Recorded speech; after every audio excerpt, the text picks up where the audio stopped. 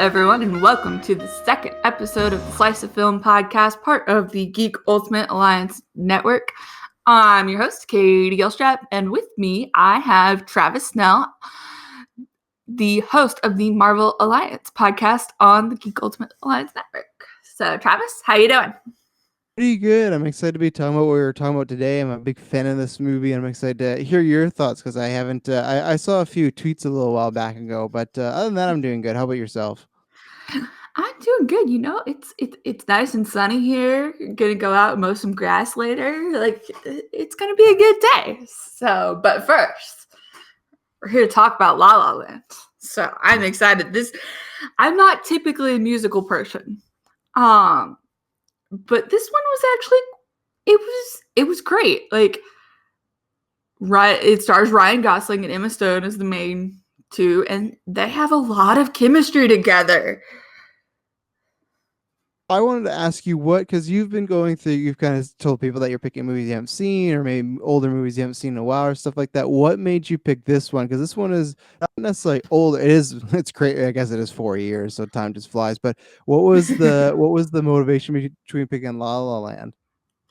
So for me, I recently just got HBO, and I did not get HBO Max, but I have HBO, and so like there's a lot of movies on there like I haven't seen. Like, I'm scrolling through the list now, and like it's got Bad Education, Joker's been added up there. I see Ready or Not's been added. So like I just kind of go through like the just added movies and add them to a list, and me and my sister are going through them. And I just really wanted to watch a rom-com. Like, I didn't realize for a second that it was a musical. Like, I saw it when it came out, but I wasn't quite aware that it was a musical. But I kind of got into it as it went on, so that was good. Yeah, no, yes, I'd seen this when it first came out because I was a big fan of Whiplash. Have you ever seen Whiplash? No.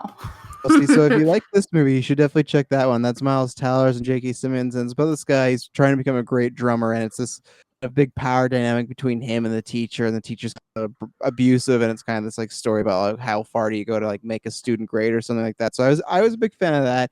I'm a big kind of follower of Oscar films and whatnot. So this was coming out, but I'm the same as you that I don't want to use the word hate because it's a strong thing, but I'm not a fan of musicals. I could never really get into them. It's weird because I can believe that there's a guy that dresses up as a bat. I can believe that there's aliens invading New York. But second two people just break out in song and dance for me, I usually check out because I know it is always like in a hyper reality. It's not real. That's not what's actually going on. But I just, for some reason, it's just there's an issue and then they start singing and I kind of go, I'm out. And this movie, I was that way for the first little bit because the first scene starts off with a big musical number. So I remember seeing it the first time. Mhm. There's all this hype, there's all these festivals, and people are talking about how it's gonna all these Oscars, stuff like that. So I saw it opening week, and I like Emma Stone and Ryan Gosling. I like the director, so I'm like, okay, if I'm gonna like a musical, this is gonna be the one. Like I said, the first 15 minutes, the first time I watched it, I was not a fan because I just thought, because it is very musically. There's like a big opening number at the beginning on the freeway, and then throughout the kind of the first 15 minutes, there's lots of singing, and then there's kind of like shift, and that's where I did end up liking it. And I think there's some people that say, oh, there's a part kind of more in the middle film where it's not really a musical, so maybe that's why I enjoy it because they take little breaks. But even the times where it felt it. I guess it's just kind of it feels like a gateway in for maybe people like myself or even like you that maybe aren't the biggest fan of musicals. I feel like there's that right amount of one, the numbers are really unique and really beautiful, but two, for me, I guess there's the right amount of those numbers. I like that there's the actual story and we're seeing the characters kind of act with one another. So I'm a big fan of this movie. There's no perfect movie out there. There's definitely not, but this is a movie that is, as far as last decade, one of my favorites, and it was rated it pretty highly, so I'm excited to talk about. But yeah, so you said you liked it, so you had a overall good experience the first time watching it? Yeah, and before I get into it, I should probably also put the typical disclaimer out here. We are going to talk spoilers, so if you haven't seen La La Land, then if you want to keep listening, go for it, but we will be talking spoilers because I just like to put that in there, make sure people are aware. So, but yeah, I think I was more in the same lines of you, like the opening sequence, the opening musical number in the Los Angeles traffic really threw me for a loop because then it's just like, bam, right in your face, musical number. And I'm like, wait, is this a musical? And then that's when I kind of had to pause and like figure out, oh, okay, this says it's a musical. But then as time went on, like I'm basically on the same page as you. It got more into unifying the musical acts with a lot of great acting from Gosling and Stone to kind of make it work without being the unrealistic musical theatrics that most musicals typically are. So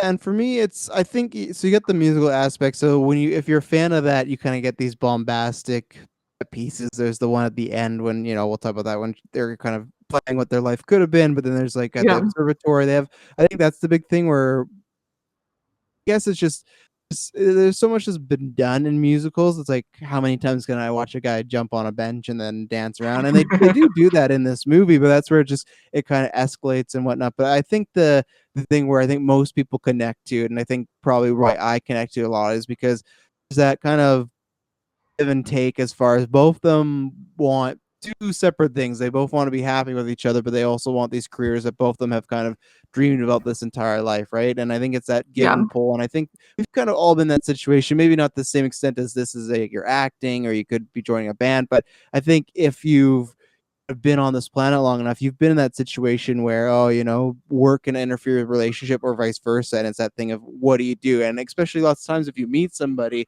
that may take you on a different path than you're expecting because you may meet someone be in love, but they may have to move or their job may change. And I think that's probably where most audience connect to is just that there is that give and take of what do you do in that situation? Because I feel like we've all been there. Like I said, it's maybe in a more minor situation in our actual lives, but I think everyone can relate to the situation of work interfering or just in general love interfering because you usually most of the time people will graduate and if they're single you kind of have a plan whether that's just working going to school maybe you don't have a plan but lots of times your plan is not can't really function in someone else's because they got an entire life. So you can imagine, oh, I'll meet someone, we'll do this, and this, but it usually doesn't work out that exact math. You got to yeah, figure it all out. So I think they do a good job of that throughout. I think there's definitely some like some very over dramatic parts which we can get into that. That's why I said I don't think the film's perfect. I think there's some things like there could have been maybe a solution to this, but the general like bare bones of the plot make sense as far as that theme of which route you're gonna go down because you kind of face that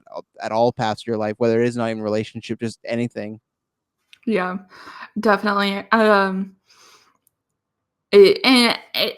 did appreciate how it pulls in those you're kind of fighting between what the relationship gives and what your work can kind of portray to you. Like, of course, the absolute romanticist at heart for me wanted them to both have it all. Like, that final scene, it made me cry so much. Like, I was literally crying during that scene, and I was just like, well, like I get she's happy, but like I really wanted them to end up together, not just because of their clear chemistry, but because of the arguments that they'd had, because of their relationship building together. Because I guess the relationship takes place over like a year and a half. It's not Yeah, really, something like that. Yeah, because I think they meet in originally like sometime in like winter. It's LA, so it's always mhm, looking the same, right? It never looks any yeah. different. Yeah. And that's really the only inclination of time that we go through. It kind of took like a Quentin Tarantino approach to showing the time differences, which kind of threw me off. But if Mhm. you wanted to look at this more of like a play instead of like an actual movie, it kind of makes sense. So Yeah, except for the 5 years. In the 5 years, they have the exact same look. That's pretty yeah. astonishing. It's I guess I would look similar to how I did 5 years ago, but they look like they've been frozen in time, and they literally. But I think that's kind of the point that almost they, in a way, are frozen in time. Like maybe they'll move on in that moment that they have will move on, but it's kind of like they are just still at that moment where things have changed, but they're still relatively the same person. And again, just relating to that of like hopefully people have like a good breakup. I think everybody's kind of had both situations where you have either have a good breakup or a bad breakup.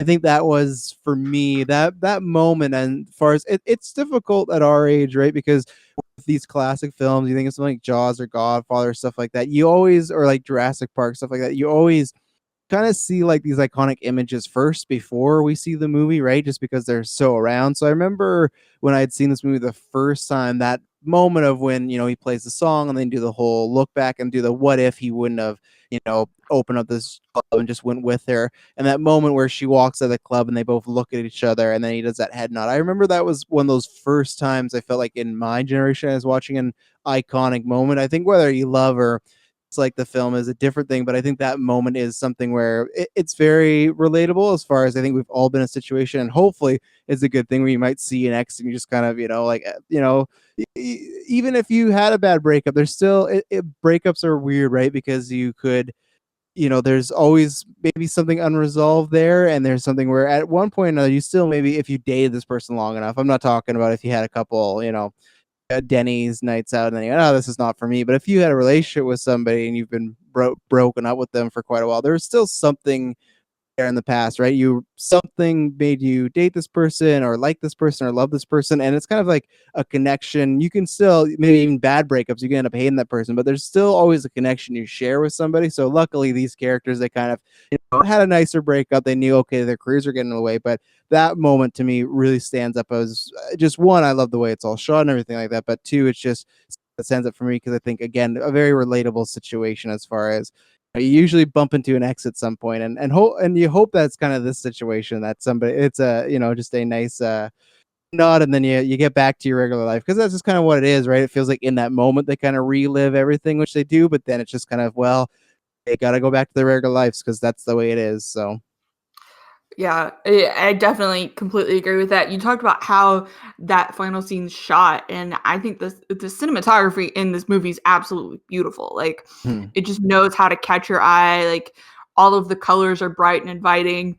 Um, and then definitely in like the most dramatic scenes, like it's just it finds your way to draw the attention to what you need to and keeps you lingering there, going, okay, wait, like it's just beautifully done.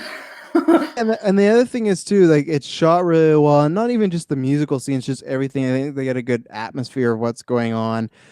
I think the other thing is it's strange because when you think of like costume design, everything like that, you usually think of a Lord of the Rings or something like that when you think of these mythical outfits and you got to go in the past. But I think this one is, it might not be groundbreaking, but I think all the suits, the dresses, everything they use just make everything really pop. I remember that the Yeah. first time when they have like when she doesn't want to go out to that party and her friends are egging her on and they're in the dresses, and just the way it's like the street, the sky, the lights, their dresses, the car, just everything really pops. It looks like, and maybe it is, but it looks like the vibrance just turned up to 10, but it's just the right amount of costuming. So that's why it's like, yeah, it's not anything groundbreaking as far as you're not making, Thor's armor or anything like that, but it is important because I do think it's a movie that some people say this, and I kind of disagree that, oh, a great movie should be one you should be able to watch silent. I disagree with that because there's lots of problems with that. I think some movies you need good dialogue, but I think this is one of these movies that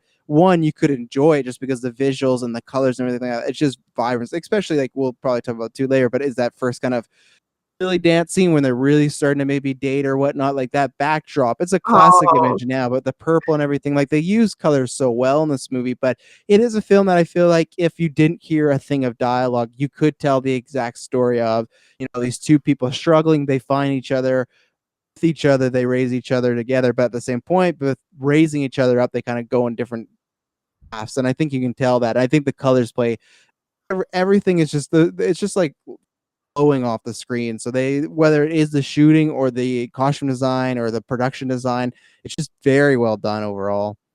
Hmm. Uh, and it was filmed. I'm looking through like some of the stuff, and I'm like, it was filmed mostly like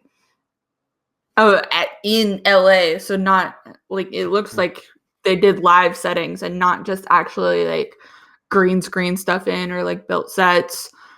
So that was cool in my book. The the dancing scene where they kind of at first fall in love, the one you said with the backgrounds, the iconic scene now, like Mm.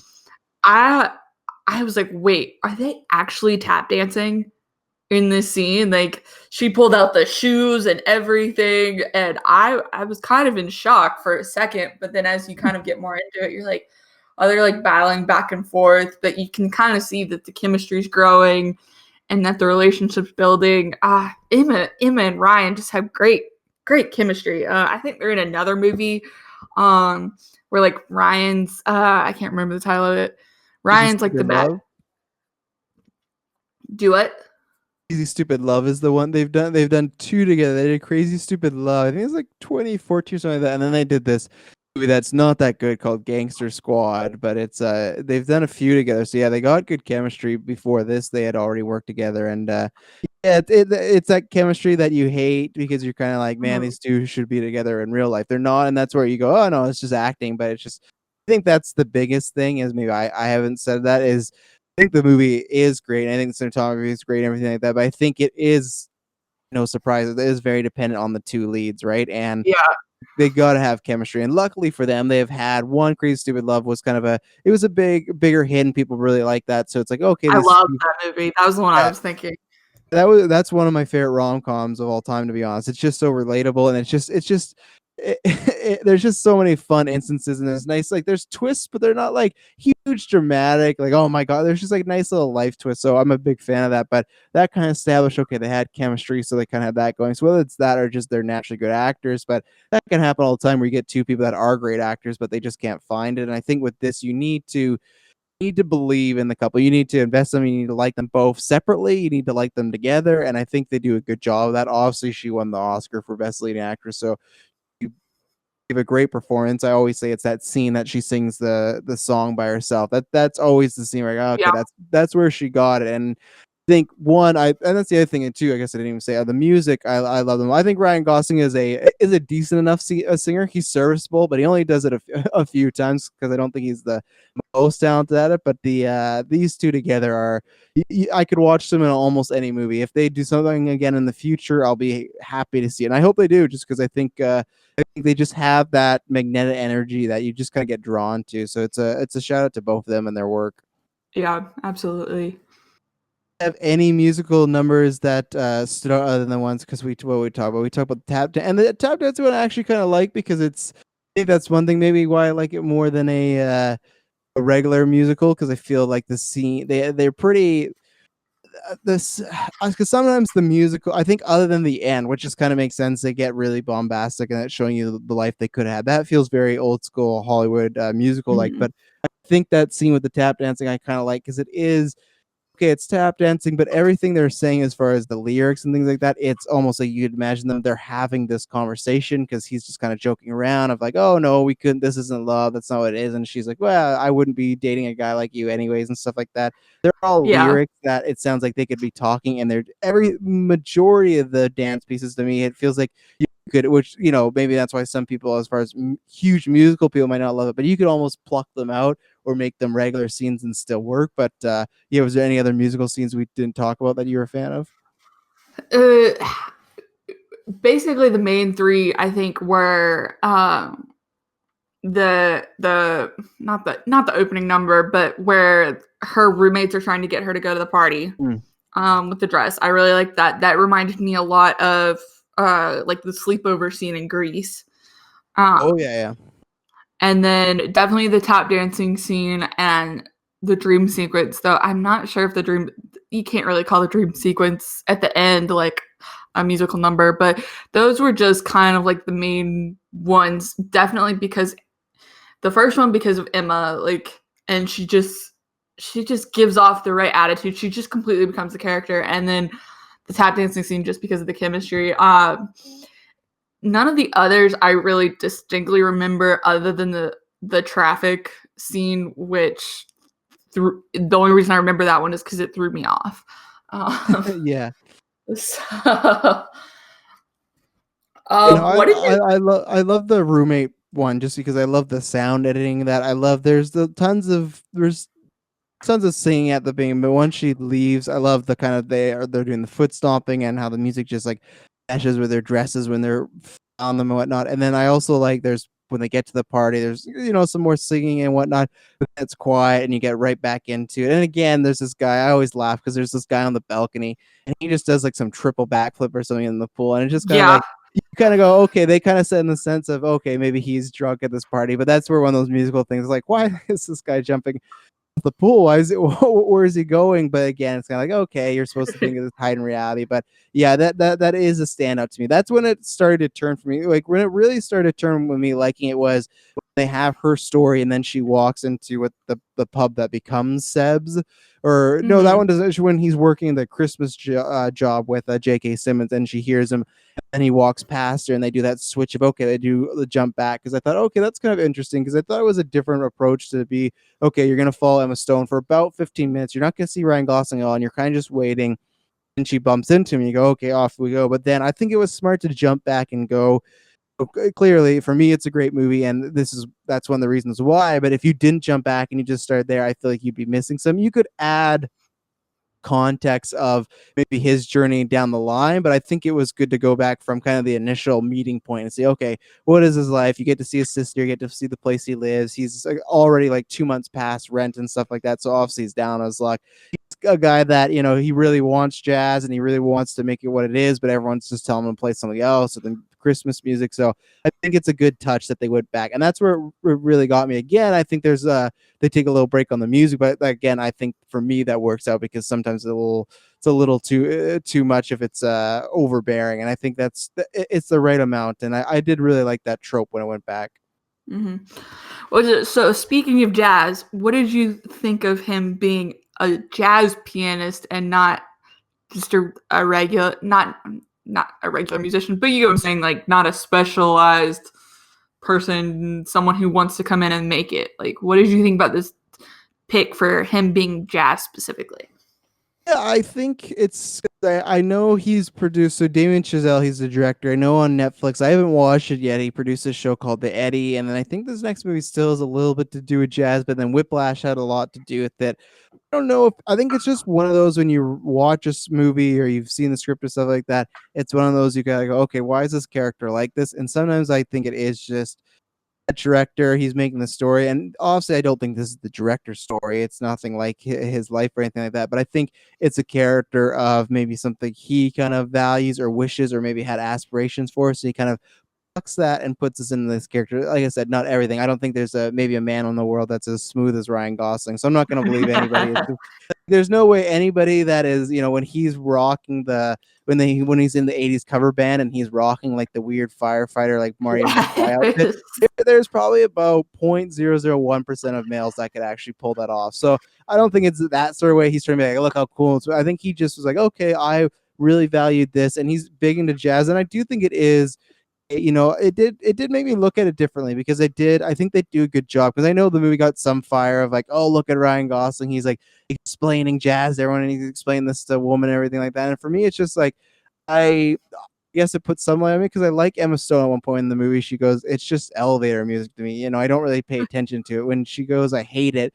And she's like, I hate it. Not in the sense like I hate the music, just I don't really care for it. And I think jazz is kind of that way for me. I appreciate it a bit more now, and I listen to this soundtrack quite often. But then after this movie, I remember, I listen more to playlists and stuff like that, because I think they do a good explanation of, and like I said, I'm one of the most kind of like mainstream people when it comes to jazz. So people that are hardcore fans could be like, this is the worst explanation of all time. But anything that gets other people, because you could have made him an actor as well, right? He could have had that similar journey as, oh, he's getting a Yeah. big gig. Like you said, he could have been something more specific, but I think they wanted to make him this type of character to really kind of highlight jazz. And I think that's the only thing that is it's just important to this director, because there's definitely still musicals around, but can you name the last film you've seen that was like a big focus on this is jazz and this is why we love it and this is why you should love it?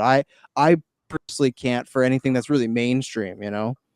Yeah, I couldn't either. I thought it was an interesting pick, and you're probably right along those lines. Just like, hey, we want to introduce more people to jazz, and that's why we picked him for this.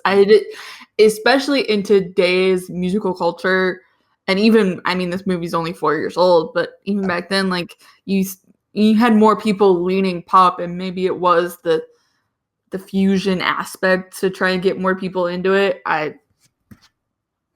obviously we'll never know unless the Chazelle decides that he wants to do that. So Exactly. Did you have any problems with the film? Because I know we've been pretty positive talking about stuff. Was there anything that didn't really work for you, whether it be like some sort of storyline aspect, or like I said, you kind of the other musical numbers you said they're just fine, they weren't that terrible. But was there any kind of cons you had that maybe go for you? I think to me it kind of the length definitely got to me on the whole movie's 128 minutes, but I definitely felt like some aspects could have been shortened and gotten the same point across. Mm. Uh, and then also just like my personal opinion as a romanticist, I love it when the two people in the movie that have been a couple the entire time stay together through the end of the movie. And like I get the point, but I would have liked to see the dream sequence not be a dream sequence. Yeah, yeah, I watched this last night again because my fiance watched the first time when it came out, but we watched it again. She always says the same thing. She's like, "I just wish they could stay together." And I think that it is the funny thing though of like I think everyone wishes that, but then if that happens, I wonder if it's as memorable because this was a big movie. It was nominated. I think it has the same nominations Lord of the Rings Return of the King as like the most Oscar nominated movie ever. And it was a big movie when it came out, and I think it's still a big movie. So I think it's one of those that kind of if you don't have that ending, I wonder if people stick around with it or talk about it as much. I think they would because there's still like great performances and great musical numbers and all these things and really great writing and like we kind of talk about cinematography and visuals, but it's just like it is just kind of that heart gut punch, right? Because I think they do a good job of jump 5 years later and they show she's on the lot where she, before she was a waitress and she served an actress and they kind of do that role reversal of okay, she's the big actress now and he's at a club, but he's still at his. You gotta love it. In 5 years, he still hasn't moved out of his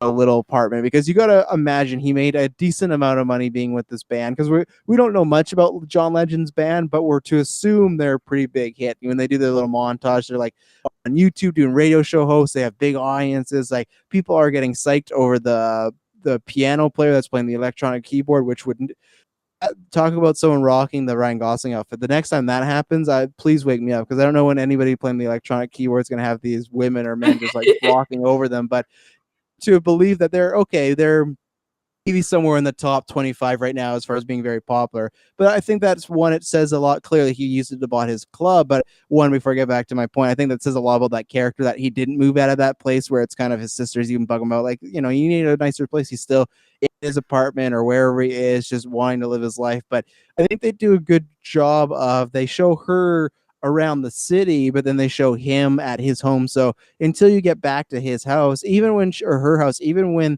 she gets to her house, she takes off her shoes and she goes to kiss her husband. They still like shoot her husband from the back, make you Mhm. think that, oh, there's a chance that this is him. There's a chance this Yeah, all worked out. And then they kind of turn and you see the guy's face. You're like, that's not Ryan Gosling. And then you see this kid. You're like, I don't think that's Ryan Gosling's kid. And then you get the slow realization of, oh, it didn't work out for them. So I, yeah, I that's love the reveal of that. But again, I think it is that it's so memorable. But and then it is memorable of like I think you're not alone. I can admit fully like I've many times the ending because it's a beautiful way to do it. It's a great kind of retelling of the story of what's happening, but it is just that kind of what if he didn't take this path and again he's doing the what if, right? There could have been another reason down the line that they wouldn't work together, but is that thing of, well, if he would have gave up that life and all worked up, he would have been happy in one sense, but then the other sense of his life, he wouldn't have that club, his dream he's had his whole life, right? So it's tough. It's like for her, and again, he's playing fantasy, so maybe it all worked out for her, but for him, it's almost like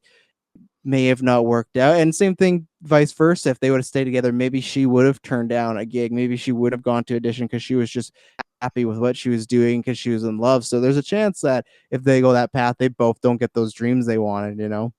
yeah.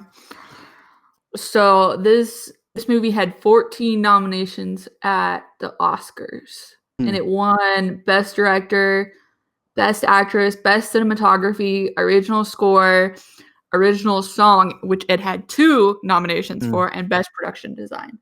Um, so One best definitely, picture for a total of 2 minutes, and then it was yep. changed. It has that little almost there, but not quite. And I will A say little I was extra.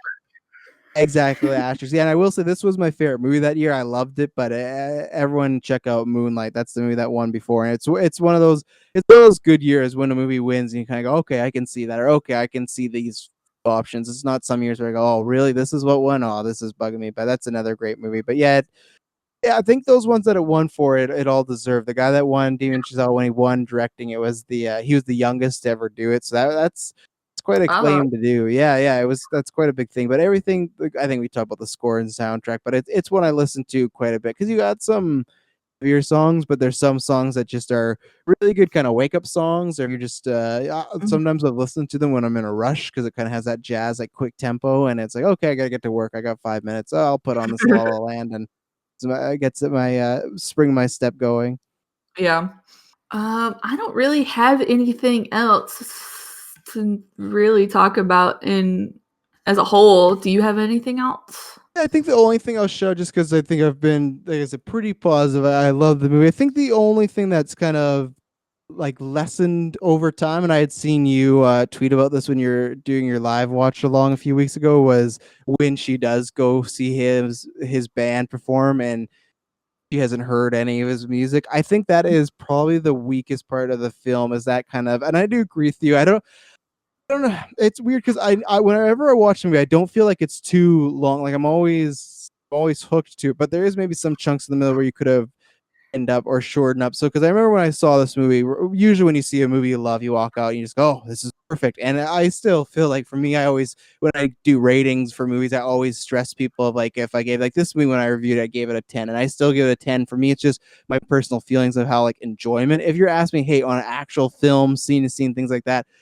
I don't know if any film's a 10, because you could pick any little thing apart. So for me, when I give out my ratings, I'm always just like, okay, this is kind of my personal enjoyment. And I still have that even despite, I think the parts where they're kind of having their issues or maybe breaking up is, I don't want to say forced, but maybe sometimes a little bit. I think that's the only thing on rewatches that has kind of happened. I think that they when they get in, and that's the thing, right? It is relatable because I feel like every couple's had a stupid argument about something very little, right? So for me to say, oh, this argument they have is kind of is maybe minimizing it because everybody's had that where you just maybe you're in a bad mood or someone's having a bad day. But I think when she's kind of giving him crap about, he's been on this band. One, I don't believe for a second. He's been there for a while. You wouldn't have listened to like anything, like just not Yeah. like once, just like put on a tune, like, oh, okay. So the fact that she's in complete, like, I think what they should have done is because what they do is they do this whole montage and then she goes to the concert and then he's back on the road. I think they should have started with the concert of like, okay,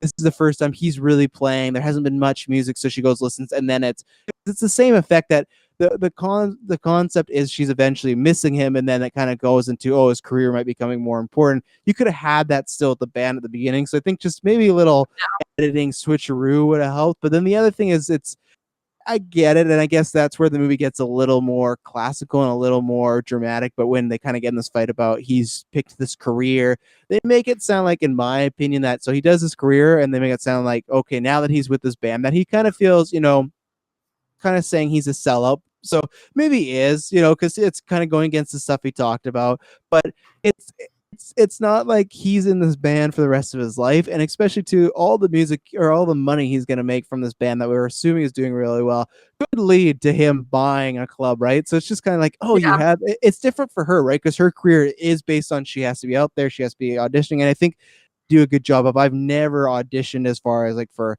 that type of stuff, but even just school plays and everything like that, I think they do a good job of just even if you've never auditioned, just showing the anxiety of being in a situation where all the eyes are on you, even if the eyes are four people in a room. If you're, I love that scene where she is just doing an audition and then there's the person behind her and she has a note, and they do such a good job of there's this really big emotional tense scene, and then you slowly get taken out of it because there's someone in the background, and then she walks in and then they're talking and they just kind of cut her off like, oh, thanks, you're good, you're done. So for her, she needs to have a different path than him. But for him, I think that's one problem where I feel all it takes is, I think that sometimes in movies that happens a lot, but when all it takes is maybe one suggestion in an argument that would fix the argument, that's where it's a little tough for me to buy, because all he has to say is, yeah, you know what, I don't like this, but I have this contract, I'm there for 2 years, but guess what, after that I'm clear and I can do whatever I want. And I think they do, and same thing even for him, like for so like me casting some disparagement on him, That's where it feels like a little not over the top, but a little paint by numbers. It's so she has this big show, right? She's been talking about. He kind of said, "Oh, you got to do this." And then she's doing her one woman show, and he can't make it because these photos. All you gotta say is, "Hey, I got a family emergency. I gotta go." You know, like, Yeah. like I There's her get it. stuff where it's like you you're telling me you couldn't listen to his music in this new band that he's successful at, or you can't tell me that you couldn't say, "Hey, I completely forgot about this, but my girlfriend's got to play. I have Yeah. to be there. I Or have to go lie. support her." If you can't, if that's the only way you can't get out of it, just be like, you know what, I forgot, or not forgot, like, oh, my mom's in the hospital, I gotta check on her. Sorry, like, yeah, I gotta pick her. Yeah, Like, if you feel like the truth, if you feel like they're gonna be like, oh, it's just a play, like it's more important than the band, just do anything. Like everybody, they can lie, but everybody's taking a little time off from work for a reason. Maybe that was not the truth, right? And that's kind of what this is. And especially, like, I get it. They did that thing in the concert where all the girls were like, oh, the keyboardist, but at the end of the day, I think if he's missing from this one photo shoot, I get it could be for an album, but either way, like that's the thing where I feel like the problems are a little too convenient in the middle of, like I said, as far as, yeah, oh, why'd you join this band? It's kind of like, well, not even, well, and they do set that up. I think they set up as far as, okay, her parents were kind of, are you with this bum? You know, are you with this guy? And you know, he hears them over talking, or hears them. He overhears them talking English. Travis.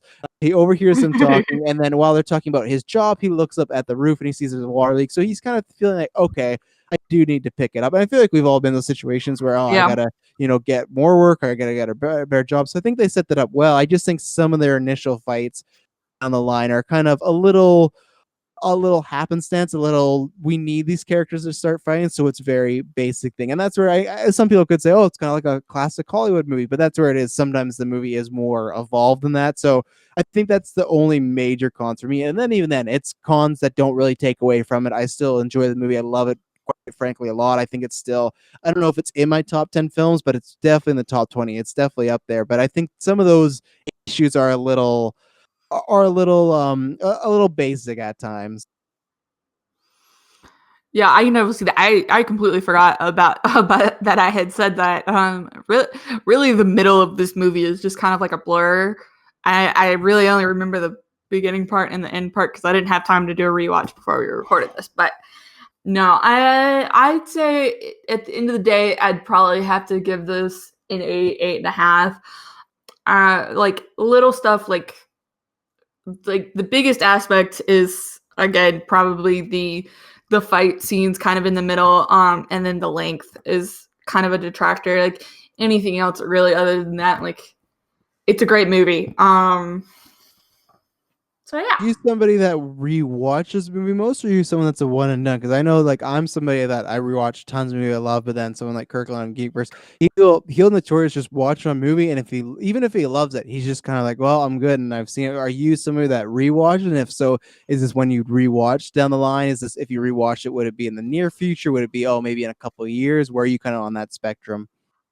So I think I'd definitely rewatch it. It's definitely gonna be one of those movies that I'm gonna have to be in the mood to go rewatch because there's a lot of times where net and especially now that I know it's a musical, like I kind of need to go in there prepared for it.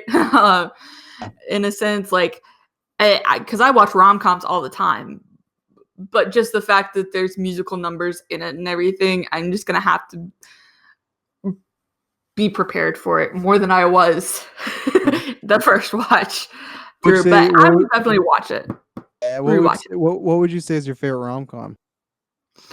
Um, I I've definitely got a lot of favorites. On an island, you Prob only get one. That's what I'm saying right now. There's no choice. um, You're getting put there, and they go, you can pick one of these movies to watch if it's in the rom com genre, and that's it. What are you picking? I God, I think it's between Crazy Rich Asians Hmm? or maybe the Lovebirds. And I know you said I had to pick one, but both of those movies are just so good. Wow, Um, the Lovebirds that just came out on Netflix. That one? yes, I love that movie. My Oh yeah. sister came in like during the last 20 minutes of it, and she started watching it with me. and like saw the fireworks scene, and she was like, "How much more time you have in this?" And I was like, "Okay, I got 25 more minutes." And she was like, "Oh, I won't make you start it over then." And I was like, "Actually, you know what? I'll start it over." And so like we watched. I loved the first part of it so much, but honestly, probably the Lovebirds isn't like that one's probably just because it's more recent. I definitely have to say Crazy Rich Asians though. Crazy Rich Asians I could always watch.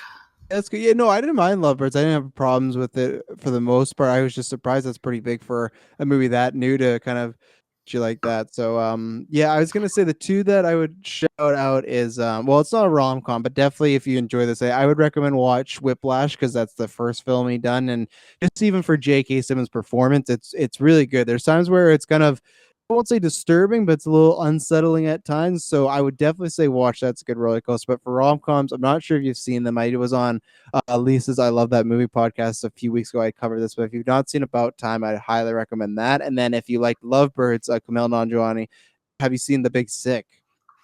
I have not. It's on my list now though.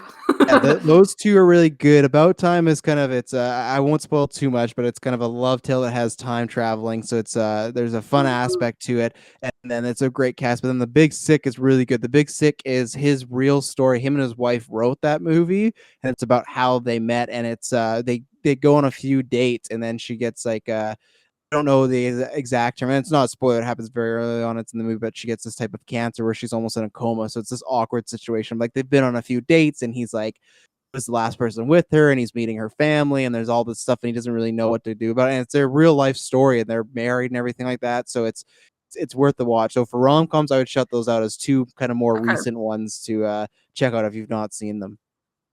Okay. Definitely going to.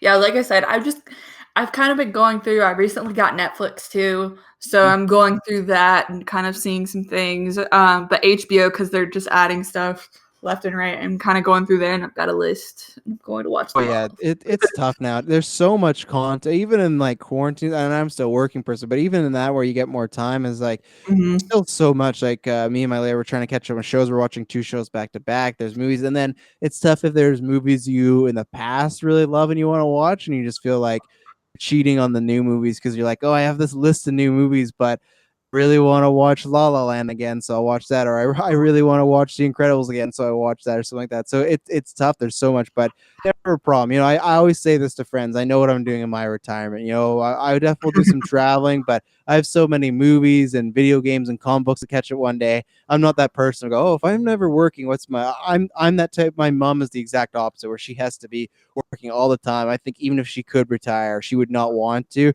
Where I'm someone like, if you could pay me enough to live comfortably and do nothing, I'll take it right now. And I will just I'll do all these things I'm missing. I'll be lazy. I'll still do stuff. I'll still walk. I'll still go to the gym and stuff like that. But if I could take a life of no working, that's me. And that's the thing with my my retirement plans. Like, oh, I got so much content I missed over the years.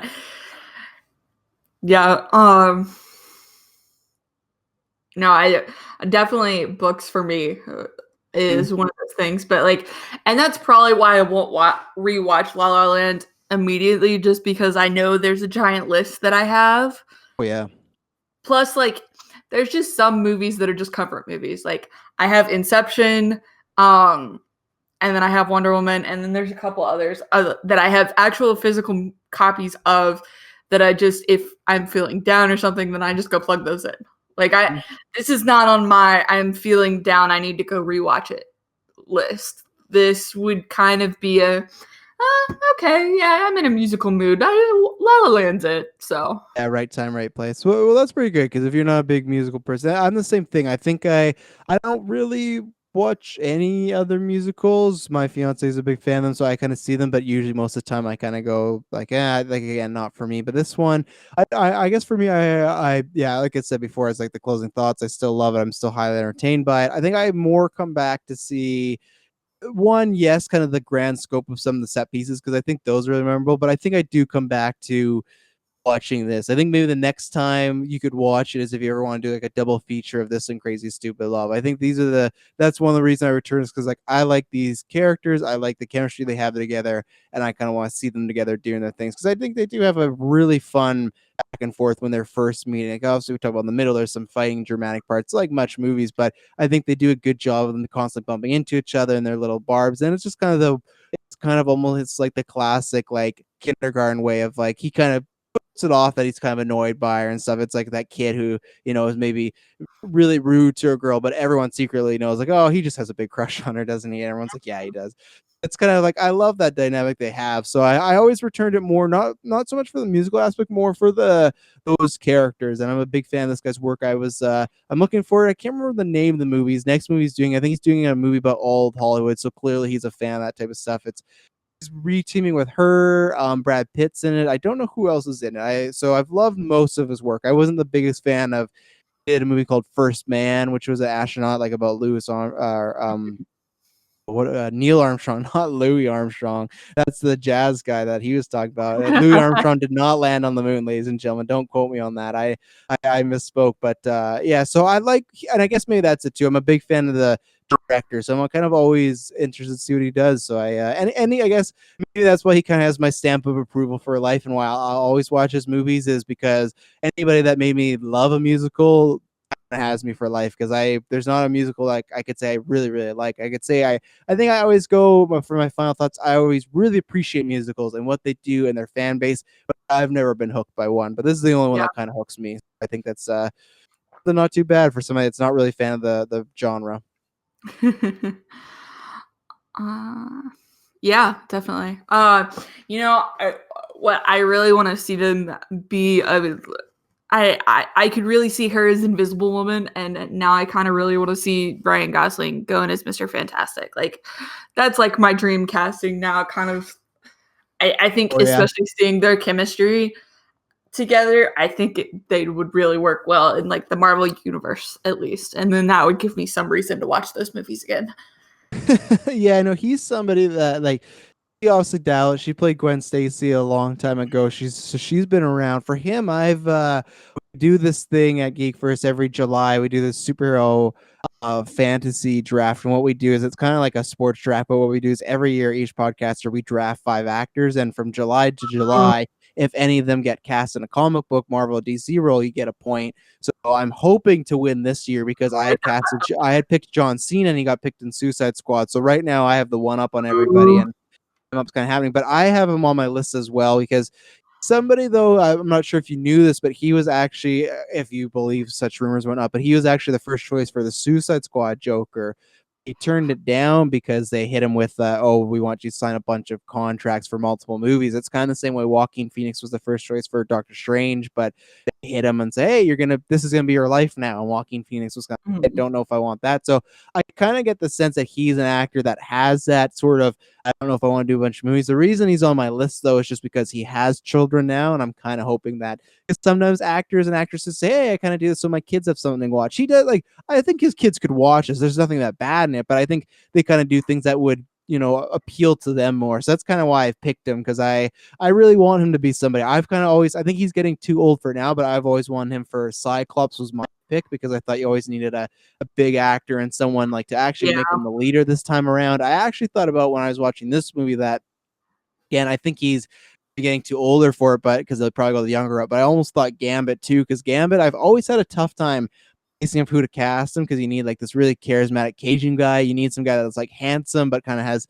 the bad boy charm, and he kind of has that. There's just one moment where he's walking around with glasses and he's in a suit, and it's just like, man, like I'm just never gonna look that good and be that smooth, So I feel like he's a guy that can really play anything. So I'm kind of hoping one day I would welcome her back with open arms. I just don't know after she did Amazing Spider-Man if she'd come back for it. But anything they would do, I'd be welcome. But for him, I'm kind of hoping one day, even if it's like a Jake Gyllenhaal, like he plays Mysterio kind of one-off villain where he's like, I'm here to have some fun. I'm here to do a role, a check, and then you can kill me off and I'm kind of done. But I think he's primed to do it, because he's if you look at Hollywood now, he's almost one of those he's one of the only big names that haven't done any sort of superhero film. You got him and Leo and stuff like that. Like even Brad Pitt had a small little cameo in Deadpool too. So it's amount of list of actors or actresses that haven't been in a comic movie is diminishing, but he's still there. He's still waving the flag. So All right, so we're gonna take a really short break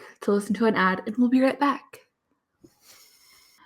And we're back. So here's the part of the show where we kind of just talk about what we've watched recently. So we're gonna kind of give you the title of the movie, a little bit of a summary.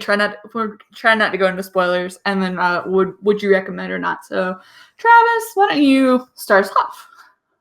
yeah, so I'm sure this is a movie most people have seen if they're maybe in the age of like, I don't know, 20 to 30, whatnot. But is my first one's Lilo and Stitch. So if you don't know, I have two children, so I've watched probably Toy Story and Frozen 1,000 times. So any time to try to change it up and introduce something new, and plus with Disney Plus, I forgot about this. When you go to the library and whatnot, you see so many things you didn't know. I didn't know there were three Lilo and Stitches, and I didn't know there was a TV series as well. That's kind of why we watched it, to try to watch these other ones get up that. And yeah, it still holds up. It's a movie I quite enjoy. I'm interested because they're talking about doing a live action film, so I think that's actually one that would work with the way CG is nowadays. But it's definitely one I recommend, even if you don't have kids or not. Maybe if you're a little bit older, you might not enjoy it as much, but I had seen it when I was younger, so there's kind of that nostalgia for it. And I think it just does have a good message. It's about accepting people. It's about finding maybe family's not always the people that are in your family, it's the people you find. So, and you have like fun sci-fi. There's that one moment, like it's not a big spoiler, but there's some fun alien battles. So it kind of has it all. If you're looking for something different to watch with your kids, especially if you have kids, I think it's a good one. I think it still holds up, because sometimes I do go back and watch some of these with my daughters, and you go, was better left in my memory. So Lilo and Stitch was my first one that we had watched recently, so I can get to this TV series that I've never seen. I didn't know existed. It's like two seasons, and if you were a Disney Channel kid back in the day, like the mid 2000s, early 2000s, I didn't know this, but they have crossover episodes with the Proud Yep. Family and Kim Possible. Yeah, Kim Possible's an episode. That's a show we're watching right now, but she's an episode. I scrolled through, like, oh my goodness, I didn't know they had like this, cinematic Lilo and Stitch universe going on with Disney and everything like that. So I got really excited. But yeah, so Lilo and Stitch was my first one. Still holds up, and like I said, give it a watch if you haven't seen it. Awesome. Yeah, I watched that like last month because I got nostalgic because I was the one who grew up while it was like coming on Disney Channel, like the TV show. So I did once Disney Plus kind of came out. I put Lilo and Stitch on my list, and then I watched that during quarantine and everything. So Yeah. definitely recommend. I think it's one of those like more underrated Disney ones, because I feel like it came out right before the Pixar era, and before the Pixar era, I feel like some of their movies weren't the greatest, and I feel like maybe this one kind of Yeah. got written off as like, Disney's like they're not on a roll right now. It's all about Pixar, but I feel like this is one that kind of gets left behind. So yeah, again, if you haven't seen it, check it out. I think it's worth a watch. Yeah. The last movie I watched was, and actually all the movies on my list today are rom-coms, funny enough. There you go. But the last one I watched was The Lovebirds. It stars, and I'm gonna butcher this again, um, Kumail and Nanjiani, I think. Yeah, I think Kumail Nanjiani, I think, but I always have a tough time saying it as well. sorry, Kumail. It stars him and Issa Rae. But it's a great movie. It's definitely more of a rom-com that's kind of got a funny edge to it. I did not realize when I first watched this that it was actually supposed to come out in theaters, but it got pushed to Netflix as part of the COVID-19 everything's been delayed kind of thing. But this one came on Lovebirds, and it came on Lovebirds. It came on Netflix, excuse me. And I think it's definitely a perfect home for it. The trailer doesn't do this movie justice at all, I would say, because the trailer doesn't look anything like the movie. So it Really, definitely, I had never seen the trailer, so that's interesting to hear. yeah, I saw the trailer when I saw Birds of Prey in theaters, and I was like, yeah, that's not going to be a movie I watched. And then I saw the scene that is like the primary focus of the trailer, and I was like, wait, this is this movie? Yeah. Excuse me? Um, So yeah, definitely if you haven't seen this one, give it a shot. Definitely recommend. Issa and Kumail have a lot of great chemistry. So Yeah, I watched it. I enjoyed it. I'm biased though, because, so like I said, I'd seen The Big Sick earlier. I recommend that to everybody, but Bell's a guy that there's just some actors, if you made like a top 10 list of maybe current actors of, oh, who's somebody that you're going to watch no matter what they're in, whether it feels like it's the worst movie of all time or it's the best movie of all time. Bell's on there. I just find him so funny. I love his humor. It's just, he's that type of guy that can make almost any line funny with the way his inflection is, the way he sells it. He's just like, there is just one moment I won't say, but he gets kicked by something in that movie. And just That's his in facial the expressions, trailer. oh, it is in the trailer. Yeah, he gets kicked by a horse, and just the build up to it, and he just sells it so well. So I'm really excited. I honestly have zero excitement for the movie The Eternals. I've never really read them in the Marvel Comics cinematic universe. I'm not familiar with the director, but he's in there, so I am. That's the thing that has me most excited. And now he's all jacked. If you've seen him on magazines and whatnot, he's looking like Thor himself. But he's a guy that I will watch kind of whatever. Even he did that movie with Batista a little while ago called Stuber. It Oh my was gosh, that's fun. a terrible movie. It was for me. I was fine with it. I didn't hate it. I didn't love it. I was like, okay, I watched. I forgot it. But even then, I was like, you know what? I watched it because of him. I'm also a wrestling guy, but I watched it because of him. And even his character in that, I still enjoyed it. He's just an Yeah. actor I really enjoy. So he kind of has me for life. So yeah, I would say check that out if you're a fan of him. Oh yeah, I guess that's me now. So let's see. So I watched. You had mentioned this earlier in the podcast. You're talking about stuff on HBO. I watched Ready or Not. So this was a movie. My second daughter was born this summer. So when you're on baby watch, you're seeing movies kind of goes away because you never want to be in a theater and get that text. So this was a movie that I had on my radar, but I can't remember the exact release date. It either came out very close to baby or it was after, so clearly I'm not going to see it then. Not a movie to sneak the child into. But I was a big fan of Samara Weaving. She's the main actress in this, and she did a movie called The Babysitter. You can look on YouTube in the annals of history. I reviewed it somewhere. It's on Netflix. And I remember it was just a movie like, okay, this is a fun concept of this guy has a babysitter and she's a part of a cult and they're going to kill him to get his soul or Oh my something like god. that. So it's a really wacky movie. It's not even the greatest movie, but I remember watching and she's the babysitter. I remember going, oh, she's going to be a star. And she's the daughter of Hugo Weaving. He's the guy that played Elrond or Red Skull in the Marvel Universe. You guys know him for that. Or Mr. Smith in Matrix. So he's a bigger actor. So it makes sense why she kind of has some talent that's just kind of in her genes. But it's a great kind of fun things. There's a movie called You're Next. Which I was not the biggest fan of. It's kind of like this horror romp where it's a person that gets stuck in a kind of not haunted mansion, like a mansion in the woods, and she has to find her way out of it. And it is clever, but I just remember everyone talking about it, feeling, in my opinion, it was a lot more clever than it actually was. Or this, to me, it has the right amount of. It reminds me a lot of Scream. If you've seen those, if you haven't, those are ones you should definitely watch at some point. Is it Oh kind of has gosh. it has that moment of it can be very funny, but then it can turn and be very scary and hit those horror vibes. And I think that's very tough to pull off because if you make things too funny in a horror movie, you don't take things seriously. And then if you make it too kind of scary or too disturbing and humor comes and he goes, this doesn't fit. This strikes that right balance. And you've probably seen the trailers. It's about this girl. She's getting married and kind of finds out that her new family is pretty effed up, and they play this game where they hunt the new person in their family, and it's very messed up. It's definitely worth a watch, and she's somebody that I think is going to be big star. Hopefully, none of my my fellow geeks might be listening to this, so they might have a idea of who I'm picking. But she's on my list for this year in July when I sum up my superhero draft because she's somebody I think she's going to blow up. But if you, because you said, "Oh God," about Scream, are you not a horror movie fan? I am not. So I actually watched Halloween, and this will give you some context. I watched Halloween in October for Full Circle Cinema's like horror slasher film Yeah, this is the month. original one, right, or the new one? Yeah.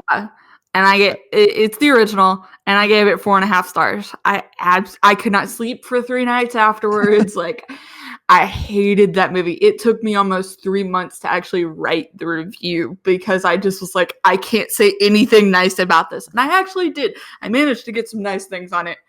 But ultimately, like, I'm just not a horror person. So, like, that's also why, like, I was always told Alien was a horror movie. If you've listened to the first episode, like, I did actually watch that one now.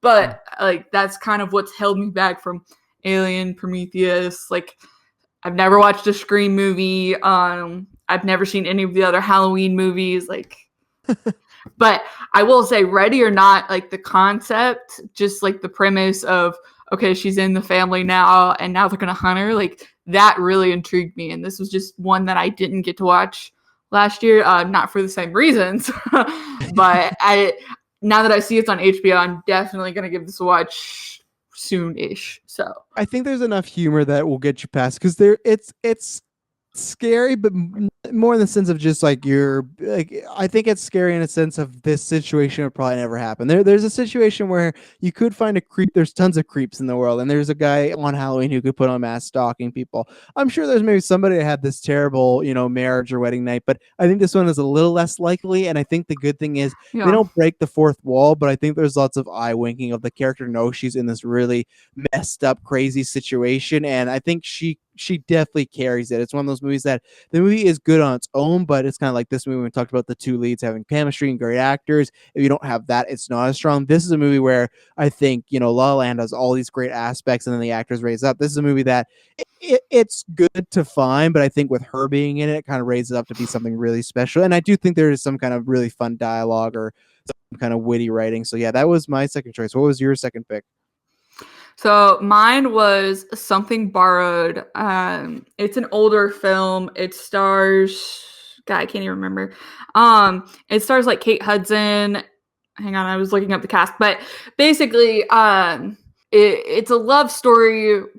It's like a love triangle almost, and it really kills me. I did not appreciate some aspects in there, and so it stars Jennifer Goodwin, who's in Once Upon a Time. She's Cinderella, I want to say, and then Kate Hudson. It also has John Krasinski in it, which was the first person who caught my eye, and I was like, "Oh, it has John Krasinski in this. I must watch this immediately." um, and but ultimately, I just didn't appreciate it for some of the storylines. I just don't think friends treat friends that way. If you treat friends how Darcy and Rachel act in this movie towards each other, then you're not really friends at the end of the day. If you're in the mood to see some Kate Hudson and Jennifer Goodwin interact, then fine. If you're in it for John Krasinski, even better. But I ultimately, at the end of the day, I wouldn't recommend this movie. I've never seen it. I think maybe because was this on HBO for you? How did this get on your radar to Yeah, watch? I know you said John yeah, Krasinski is on HBO.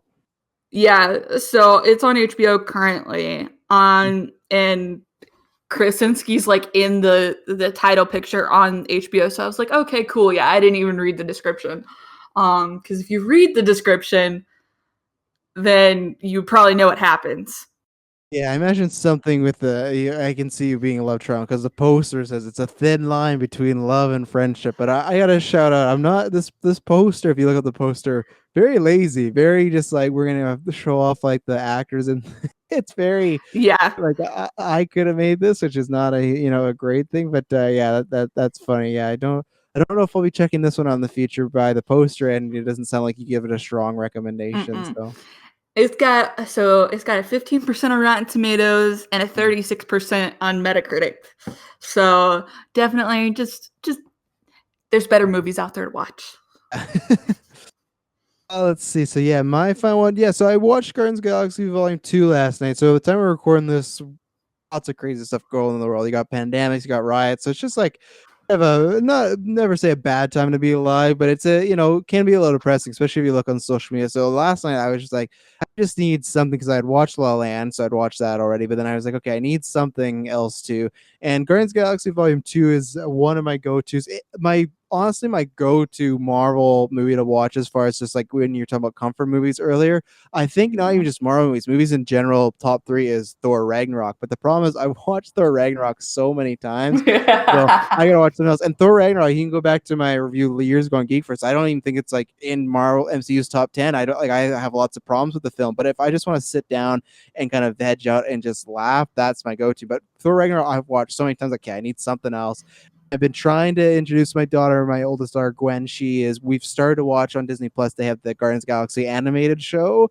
We've been trying to like dabble in that. There's the raccoon, the talking tree, and stuff like that. So seeing it in live form, I'm gonna have to try to watch it again with her today because she got about 15 minutes in and fell asleep. I was talking to her and I'm like, oh look, this blue alien. She was gone. So I was like, okay, well she missed this experience, but it's okay. I watch these movies many times already. And yeah, it's a movie that one, like I said, is kind of a go-to movie as far as there's lots of humor in there. I'm a big fan of it. I know Guardians of the Galaxy Volume 2, I don't think people will dislike it, but I think there's lots of kind of people that either go, oh, it's fantastic, kind of like myself, or they go, oh, it's a big step down from the sequel. As I just spoiled, I'm in that camp of I think it's just as good as the original, if not better. I'm a big fan of all the character arcs. I'm a big fan of because the thing why I always try to defend it, I say it's the Pulp Fiction of the MCU, and not in the way of like there's not segments. I'm not saying it's as good as Pulp Fiction, but me, it's just it is more. The story is very basic in Guardians of the Galaxy. This is a mini adventure for Guardians of the Galaxy Volume 2, but I love those characters, so I love that the movie has really spent like fleshing all those characters out for the most part. I'd say maybe Drax doesn't get it, but even then he gets a little light. But I think it's a great adventure. I love give me some Kurt Russell any day. I'm down for that. And yeah, it's a kind of that was a go to kind of pick me up movie. That's one of those, and that's like I said, Thor Ragnarok's in there. Toy Story is another big one for me. That's a pick me up. So this is kind of in that vein, and it has some good moments. So yeah, it's one that probably I'm sure many viewers have seen before, but it's one that I watched and I still thoroughly enjoy it. So the last one that I watched was Isn't It Romantic with Rebel Wilson, Liam Hemsworth, Adam Devine, and Priyanka Chopra. And it's an interesting premise. Basically, this woman doesn't believe she is meant to be loved. And so she wakes up and finds herself in the middle of a PG-13 rom-com. And so it kind of goes along with her story. There's even musical numbers involved, funny enough. But Rebel does a great job as the lead in this one. I don't think it's a hugely powerful script, but it's a fun watch. So it's better than Something Borrowed, but in terms of what I'd have to give you today, I'd say The Lovebirds, La La Land, Isn't It Romantic, Something Borrowed. Like those would be my recommendations. So it's there. If you want some Liam Hemsworth, Priyanka, and Rebel Wilson, then this is definitely a good movie. But it's an interesting concept. I do like the overall message of trying to find yourself first before falling into a relationship. So that's a good thing.